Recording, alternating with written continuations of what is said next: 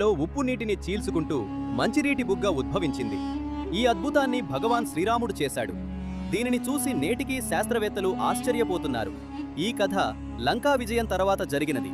రావణుడిని ఓడించిన తర్వాత శ్రీరాముడు తన సైన్యంతో కలిసి తిరిగి వస్తున్నప్పుడు వారు ప్రస్తుత రామేశ్వరం తీరానికి చేరుకున్నారు. అక్కడ వారు కొన్ని రోజులు ఆగవలసి వచ్చింది. సుదీర్ఘ ప్రయాణం మరియు యుద్ధ అలసట వల్ల సీతామాతకు తీవ్రమైన దాహం వేసింది. కానీ చుట్టుపక్కల తాగడానికి వీలైన నీటి వనరు ఏదీ లేదు. అంతటా సముద్రపు ఉప్పునీరు మాత్రమే ఉంది. సీత దాహాన్ని చూసి శ్రీరాముని మనసు ద్రవించింది. తన భార్య కోసం మరియు మొత్తం సైన్యం యొక్క దాహాన్ని తీర్చడానికి ఆయన వెంటనే తన ధనుస్సును ఎత్తి సముద్రం మధ్యలోకి ఒక దివ్య బాణాన్ని వదిలారు. రాముడి ఆ బాణం సముద్ర ఉపరితలాన్ని తాకగానే అద్భుతం జరిగింది. భూమిని చీల్చుకుంటూ చల్లని మంచినీటి బుగ్గ ఉద్భవించింది. శ్రీరాముడు బాణం వేసి నీటిని వెలికితీసిన ఆ పవిత్ర స్థలాన్ని నేడు విలుండి తీర్థం అని పిలుస్తారు. తమిళంలో విలుండి అంటే బాణం వేసిన చోటు అని అర్థం. ఈ బావి నేటికి రామేశ్వరానికి కొంచెం దూరంలో సముద్రం లోపల ఉంది.